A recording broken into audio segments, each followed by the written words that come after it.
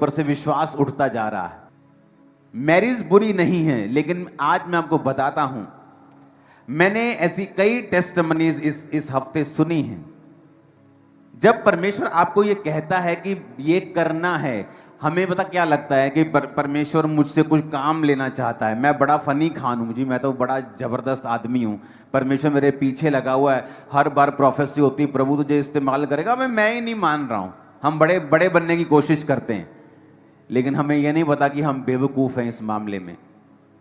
कभी इस बात की टेस्टमनी मत दो कि मैं तो हाथ नहीं आंदा सी, रब ने मैनू इदां छुया। नो नो नो, ये टेस्टमनी नहीं है, ये बेवकूफी थी जो तुम कर रहे थे। थर्सडे मैंने बताया था कि परमेश्वर ने 1999 में 1999 में दुनिया का सबसे बड़ा पेंटिकोस्टल स्ट्रक्चर, पेंटिकोस्टल चर्च जो नाइजीरिया में बनी थी, वो सबसे गरीब देश में परमेश्वर ने क्यों चुना बनाना? क्योंकि उस पास्टर की गवाही थी कि वो अपने टाइथ को भूलता नहीं था जब वो गरीब था, और चर्च का और पर्सनल टाइथ वो निकालता था और निकालता था और निकालता था, और परमेश्वर ने उस गरीब देश में भी सबसे बड़ी चर्च को खड़ा कर दिया। आज वही चर्च दुनिया का सबसे बड़ा स्टेडियम बना रही है, जो दुनिया के सबसे बड़े स्टेडियम, इंडिया के सबसे बड़े स्टेडियम से दुगना। परमेश्वर साबित करता है कि अगर तुम मेरे वचन को पूरा करोगे, कोई मायने नहीं रखता तुम्हारा देश कौन सा है, जाति कौन सी है, परिवार कौन सा है, बैकग्राउंड कौन सा है, मैं तुम्हें किसी भी रीति से कहीं से भी इतना आशीषित कर सकता हूं जितना अमीर देशों में उतने बड़े चर्च नहीं बने जितना गरीब देश में बन गया। लेकिन बात यह थी कि किसी व्यक्ति ने फैसला किया कि मैं परमेश्वर के वर्ड के ऊपर चलूंगा, और परमेश्वर को ऐसे व्यक्ति चाहिए जो वचन के ऊपर स्टैंड लेने वाले हों, और परमेश्वर उन व्यक्तियों को दूसरों को दिखा सके कि देखो इस व्यक्ति ने मेरा वचन पूरा किया, और देखो मैंने इसके जीवन में असंभव काम किया है। आज उस सबसे बड़े गरीब देश में, आज भी उस देश में आप चले जाओ, आपको 1950 वाली फीलिंग आएगी। आपको आप मेन रोड पे चले जाओ, आपको टूटी हुई दुकानें, मोस्टली 90% 80% आपको टूटी हुई दुकानें, गली हुई लोहे की छतें, टीने आपको मिलेंगी। ऑलमोस्ट एवरी शॉप, यहां तक कि वहां के जो आपको बड़े बड़े क्या बोलते हैं पेट्रोल पंप रास्ते में मिलेंगे, वो भी खस्ता हालत में मिलेंगे। जब ये चर्च ओपन हुई थी तो लोगों ने और पास्टर्स ने कहा था तुमने गलत जगह पे चर्च ओपन की है, ना तो उस गांव में कोई क्रिश्चियन है, और तुमने शहर के इतनी बाहर चर्च ले ली है, जलंधर के इतनी बाहर है ये कि लोग आ ही नहीं पाएंगे वहां पे। और यहां अब मुंबई से भी लोग फ्लाइट पकड़ के संडे आ जाते हैं, कोई फ्रांस से आ जाता है, कोई इंग्लैंड से आ रहा है, कोई यूएसए से आ रहा है, कोई कनाडा से बैठा हुआ है। बात यह है कि तुम लोग वचन को कितना अपने जीवन में लेते हो। अब परमेश्वर ने कहा सेवा कर। लोगों को क्या लगता है कि परमेश्वर अपना राज्य फैलाना चाहता है, इसलिए वो हमें कह रहा है कि जाओ सेवा करो। हम सोचते हैं कि इसमें परमेश्वर की कोई भलाई है। भाई साहब, परमेश्वर की कोई भलाई नहीं है। या 10 करोड़ या 100 करोड़ लोग स्वर्ग जाएं, उसने तो बना दिया है स्वर्ग और नरक। अब किसको कितने कहां जाना है ये हम पे निर्भर करता है। तुम स्वर्ग नहीं जाओगे तो स्वर्ग हिलने वाला नहीं है, बिल्कुल भी तुम्हें मिस करने वाला नहीं है। उसने तुम्हें वचन दे दिया है, तुम्हारे लिए जान दे दी है। अब ये हमारा फैसला है। एक टेस्टमनी में मुझे आई, जब इस सेवकाई में आकर उसने सब चीजों को देखा और उसने सेवकाई के सब फलों को देखा,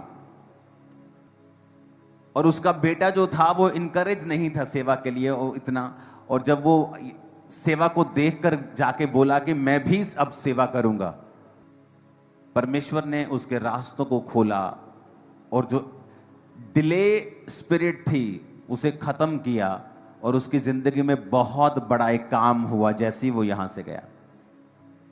सुनो मेरी बात, मैं सब टेस्टिमनी को खुल के नहीं दे सकता हूं, लेकिन आपको समझना पड़ेगा।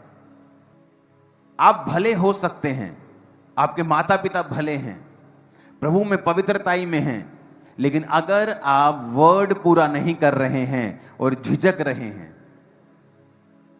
कंफर्ट से बाहर नहीं आ पा रहे हैं, तो उसमें क्या होता है, हम ही डिले होते हैं। जब लोग इस सेवकाई में आए और उन्होंने सेवकाई की बरकतों को देखा कि परमेश्वर जो अफ्रीका में करता था, जो अमेरिका में करता था, वो आपकी सेवकाई में बढ़ के हो रहा है उससे भी। लेकिन कैसे हो रहा है हम नहीं जानते, लेकिन ब्रदर ये आपके जीवन में जो हो रहा है ना, ये अद्भुत हो रहा है। मैं शुरू से ही इस बात में दो मन नहीं रहा हूं कि मुझे परमेश्वर की सेवा करनी है कि नहीं करनी। जब मैं 6 मंथ का विश्वासी था और अभी तक अपने डिप्रेशन से भी बाहर नहीं आया था पूरी तरह से, हालांकि वो बढ़ गया था और नशा छोड़ चुका था, पाप छोड़ चुका था, हीलिंग मैंने अभी रिसीव नहीं की थी, डिलीवरेंस रिसीव नहीं की थी, दुष्ट आत्मा से आजाद हो गया था, लेकिन फिर भी अभी शैतान के अटैक कभी कभी वो आता था करने के लिए। और 6 महीने का विश्वासी होने के बावजूद मैं सेवा में आ गया था, लोगों पे प्रार्थना करता था, प्रीच करता था, काउंसलिंग करता था लोगों की। और वही पैटर्न शुरू से मेरी लाइफ में, मैं अपने बिजनेस में हूं तब भी सेवा कर रहा हूं, मैं किसी से मिल रहा हूं तो प्रचार कर रहा हूं, किसी से मिल रहा हूं, किसी रिश्तेदार को मिल रहा हूं, उसे अच्छा लगे ना लगे, मैं यीशु मसीह के बारे में बता रहा हूं और प्रचार कर रहा हूं। मैंने कभी भी ये नहीं सोचा कि लोग मेरे बारे में क्या सोचेंगे या लोग ये क्या कहेंगे, कि हर वक्त यीशु मसीह की बात करता रहता है। आप जब लोगों में बैठते हैं तो रेयरली मैंने देखा है लोगों को यीशु मसीह की बात करते हैं। इधर की बात करेंगे, उधर की बात करेंगे, देश की बात करेंगे, पॉलिटिक्स की बात करेंगे, इकोनॉमी की बात करेंगे, लेकिन जीसस की बात नहीं करेंगे। और इसीलिए मैंने नोटिस किया है कि मेरी लाइफ में जो ब्लेसिंग्स लोगों को 60 साल में नहीं मिलती हैं, वो मेरी लाइफ में अभी से हैं। और इमेजिन करो, अगर अभी हमने वो पैटर्न फॉलो करके यहां पहुंचे हैं तो फ्यूचर कहां होगा। Too glorious. जो लोग बेचारे देख नहीं पा रहे, उनकी आंखें चुंधिया रही हैं, वो तो अंधे हो जाएंगे फ्यूचर में जो देखने वाले हैं वो, क्योंकि ये परमेश्वर का प्लान है आप लोगों के लिए। जब आप फैसला करते हैं कि मैं सेवा करूंगा, जो ब्लेसिंग आपको 15 साल बाद मिलने वाली है, जो डिले में है, परमेश्वर उसको जल्दी और बेस्ट आपकी लाइफ में भेजना शुरू करता है। हमें लगता है कि परमेश्वर हमें चुन रहा है, पता नहीं इसमें परमेश्वर को कितना का फायदा है। मैंने आज 10,000 टाइट बोया है, पता नहीं आज कितने के चर्च में फायदे हो जाएंगे। इसमें हमारा फायदा है, आपका फायदा है, मेरा। अगर मैं आज मैंने लाखों रुपए के सीड को मैं सोच के आया हूं बोने के लिए, उसमें परमेश्वर का फायदा नहीं है, उसमें मेरा फायदा है। वो मेरे रास्तों को ओपन कर रहा है, वो मेरी लाइफ में ग्रेस को बढ़ा रहा है, वो मुझे वो आशीष दे रहा है जिसके मैं काबिल नहीं हूं। जो आज मेरी जिंदगी में है, जो आशीषें हैं, जो सेवकाई परिवार कुछ भी है, मैं उसके काबिल नहीं हूं।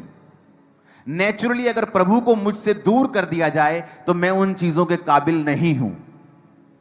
लेकिन उस सेवा के कारण और उस वर्ड के कारण जो मैंने फॉलो किया है,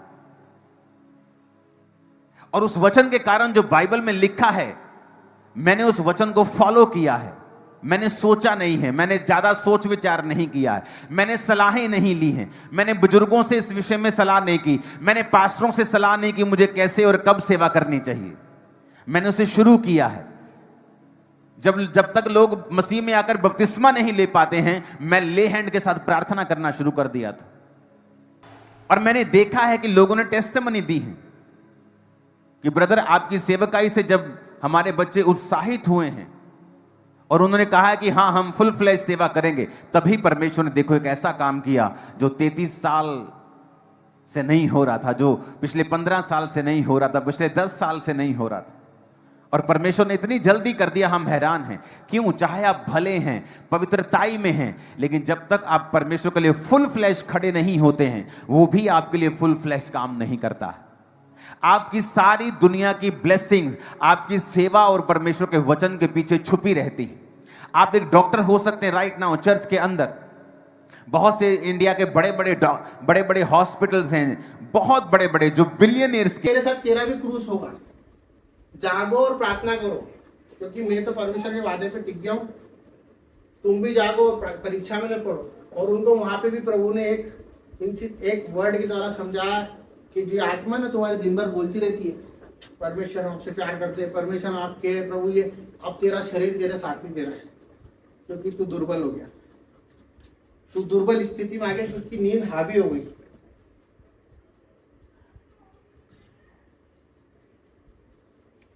परंतु शरीर दुर्बल है। फिर उसने दूसरी बार जाकर प्रार्थना की, हे मेरे पिता, यदि यह मेरे पिए बिना नहीं हट सकता तो तेरी इच्छा पूरी हो। हालेलुया।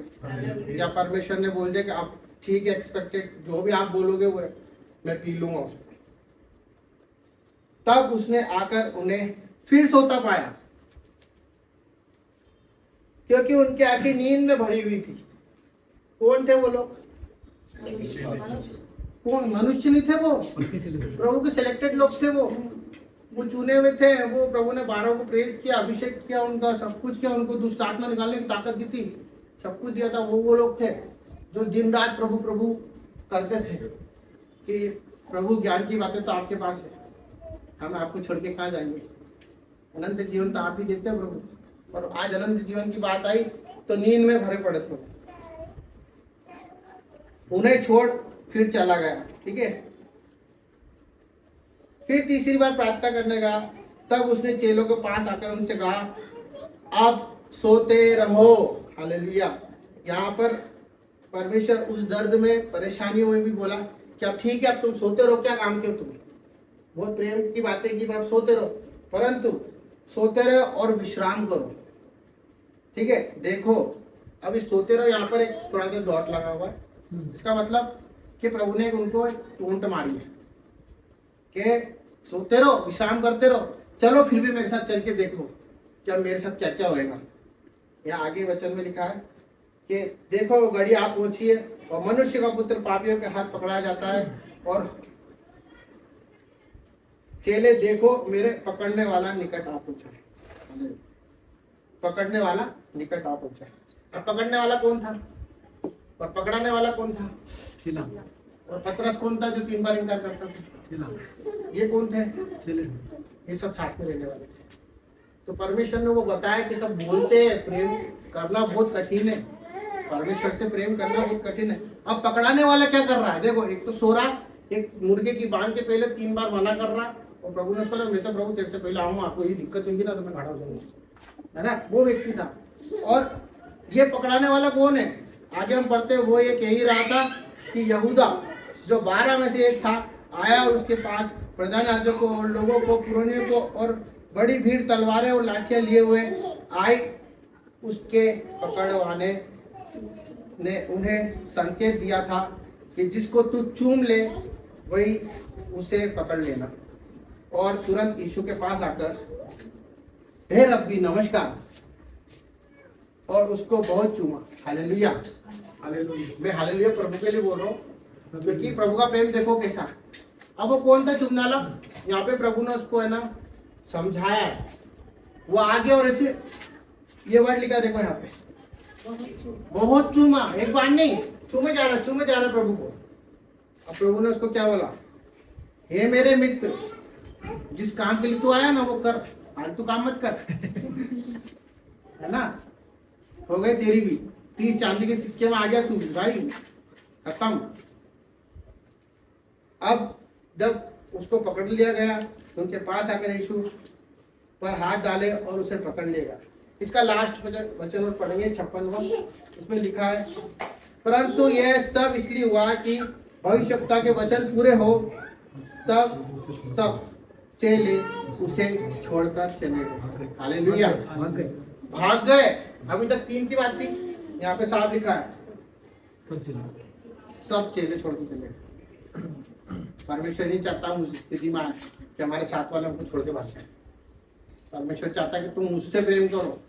इंसान का प्रेम कल बदलेगा। जब परिस्थिति आएगी वो बदल जाएगा। पति पत्नी कितने कैसे चलते डिवोर्स, साथ जीने मरने की बातें करते हैं, वो सब पलट जाते हैं। ऐसे बहुत सी चीजें, बाद में भाई बहन में प्रॉपर्टी की लड़ाई होती है, सब बदल जाते हैं। पर परमेश्वर का प्रेम ऐसा प्रेम है जो कभी नहीं बदलता। तो ये वो चाबी है जो परमेश्वर हमसे चाहता है। क्या उस चाबी को समझे? चाबी क्या है? परमेश्वर का प्रेम। उस प्रेम में चलो। ज्ञानवान बनना अच्छा है, वचन पढ़ना अच्छा है, सब कुछ अच्छा है, पर उसके प्रेम के साथ जब हम करेंगे ना तो सच में, अब जैसे मैं भैया से बहुत प्यार करता हूँ, पर मैं भैया को जानता नहीं हूँ, समझना, भैया की मैं एक्चुअल परिस्थिति नहीं जानता हूँ, भैया से प्रेम करता हूँ तो मैं समझ जाऊंगा भैया कैसे। पर अगर मैं भैया को आइडेंटिफाई करता रहूँ रोज कि पढ़ पढ़ के या तो इनने वादा करा, यहाँ तो वो करा, ये करा, उससे नहीं होगा। मैं अगर उनको प्रेम करूंगा तो मेरे को मालूम मेरे भाई मेरे लिए अच्छा, मैं भाई से प्रेम करूंगा, भाई से प्रेम करूंगा तो मेरे को मालूम है कि मेरा बुरा नहीं करेंगे, ये मेरे लिए अच्छा ही रास्ता निकालेंगे जीवन में। तो वो प्रेम ऐसा है जो हमेशा आना, तो प्रेम ऐसी चीज है वो कभी भी किसी का बुरा नहीं करता। रोड चलते भी हम 10 रुपए दे देते ना, हम भूल जाते कि हमने प्रेम, चलो ठीक है ये अपना नहीं है, सगा नहीं है, पर दे दिया, चलो छोड़ो उसको। बहुत सी जगह हम आगे बढ़ चढ़कर देते हैं, है ना, वो हमारे अंदर वो प्रेम की देते हैं, उनको देता ही नहीं है कोई, है ना। एक छोटी स्टोरी है लास्ट, इस पूरे वचनों के बारे में एक छोटी सी स्टोरी जो मैं वो से लिख के लाया। वो स्टोरी ये कहती है, एक बहुत गरीब था, वो किसी दुनियादारी को नहीं जानता था, पर रोड चलते चलते एक मजदूर था, मतलब वो समझ लो बिल्कुल ऐसा व्यक्ति था जिसका ना समझ लो ना कोई उसका आव था ना भाव था, उसके जीवन में कुछ उद्देश्य था। और वो चल ही रहा था, इतने में उसको रोड पे एक हीरा मिल जाता है, एक हीरा उसको मिल जाता है, पर उसको उसकी कदर, उसको पता नहीं क्या है क्या नहीं है। तो जैसे हम पूछते हैं ना, तो वो एक जोहरी के पास चलता है, जोहरी के पास जाके खड़ा होता है और उससे बोलता है कि ये हीरा देखना 2-5 रुपए मिल जाए, है ना। वो शौक करता, वो बताता अबे इसकी कीमत मैं नहीं आंक सकता, जा राजा के पास जा। जो राजा है ना वो बताएंगे देखो इसकी कीमत मैं नहीं बता सकता, ये हीरा मैंने पहली बार देखा। तो राजा के पास जाता है, जब राजा के पास जाता है तो उसके याजक उसको ले जाते हैं कि हीरा लेके आया है। फिर राजा भी एक जोहरी को बुला के उससे घिसवाता है और पूछता है, तो बोलता है महाराज आपकी पूरी संपत्ति भी दे दोगे ना तो इसका मोल नहीं है, ये अनमोल है। तो राजा बोलता है ये तो मैं किसी भी कीमत में चाहिए, किसी भी कीमत में दे दो मेरे को।